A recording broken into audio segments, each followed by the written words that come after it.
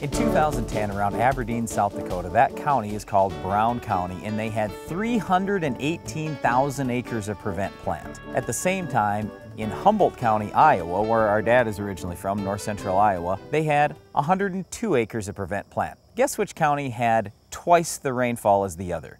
Humboldt County had twice the rainfall, yet it had no prevent plant acres to speak of. And the other thing is, the Humboldt County ground is heavier, it's flatter, so why the difference?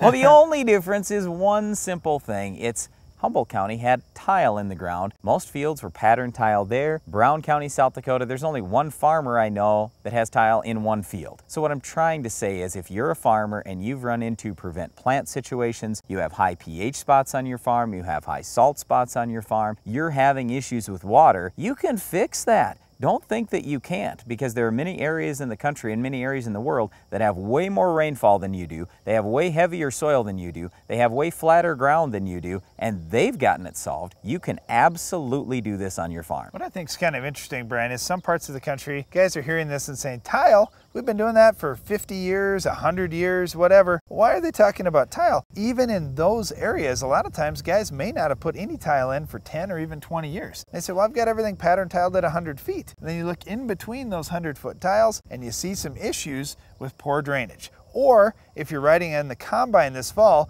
you say, wow, here's my yield, it's 220 bushel. And then 100 feet over or 50 feet over, you say, well, wait a minute, now I dipped down to 210 here and now I'm back to 220. What's going on? Why is there this fluctuation? In many cases, you see a yield bump every time you drive over a tile line. Okay, the most important thing you need to know with tile is it's not going to run unless the water table gets up above the level of the tile. Okay, that's a very important concept to understand, especially if you're in a drier area of the country. Just because you get rain does not mean your tile line is going to run. The only way that tile line runs is if the water table goes up above that level. Okay, so in a drought year, let's say, if the water table is always low, your tile line's just not going to run. So don't get all worried that, well, some years I'm really dry. Yeah, 1 year out of 30, 1 year out of 20, maybe you are super dry and your water table never gets very high. But in a lot of years, we have an issue where in the spring, the water table is high. And we ran a little demonstration in our own office just this last spring, and what we did is built a box with a plexiglass side. We planted some corn and soybean seeds, and in just a few days after planting, we had deep roots growing down. In just over a week, we had 18 inches worth of root growth in just over a week after planting. It was unbelievable to me that roots could get that deep that quickly. So all I'm trying to say is, if you keep your water table down to, let's say, 3 feet, for example, you allow your roots to grow down deep real early in the spring. If you've got a shallow water table, sure, maybe later on that water table goes down, but even a week or two after planting, you've already limited your root growth. That's not a good thing. All right, Brian, now you may say, well, that's a great deal to get water out of the field, but isn't this going to add to our flooding problem if you're draining your ground? Yeah, people will say that all the time, and I think that's the most ridiculous statement I've ever heard, is that tile is going to add to flooding. It's going to do the exact opposite,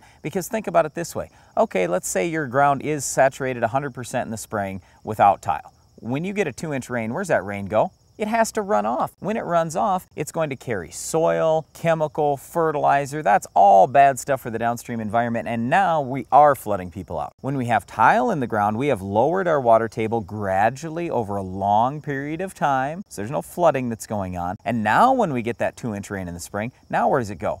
Well, now it soaks into the ground. We've basically created a great big reservoir for water out in fields all across the country. It's an awesome thing. It reduces flooding. The university studies I've seen show a 15 to 30% reduction in peak flow when it comes to tiling. So in other words, that's 15 to 30% flooding reduction. It's a huge deal if you have tile in the ground to reduce flooding. It will not increase flooding. Well, what I think about is in the fall, we get some rains a lot of times. If we can get that water out of there, get it gone in the fall. Then when we get snow in our part of the world, we know that snow is going to melt in the spring, and if we've got soil that's able to hold a lot of that, that's fantastic for us. Now we start the spring off, our soils are fully charged with water, we're ready to go. We've got plenty of moisture there to get a good start on our crop, yet we don't have all the flooding that normally happens as snow melt runs off. Adding tile is tremendously important to our country if we want to keep farm ground as farm ground and keep non-farm ground as non-farm ground. The world is demanding more food. We need to produce more on the ground that we've got. We can do that with tile.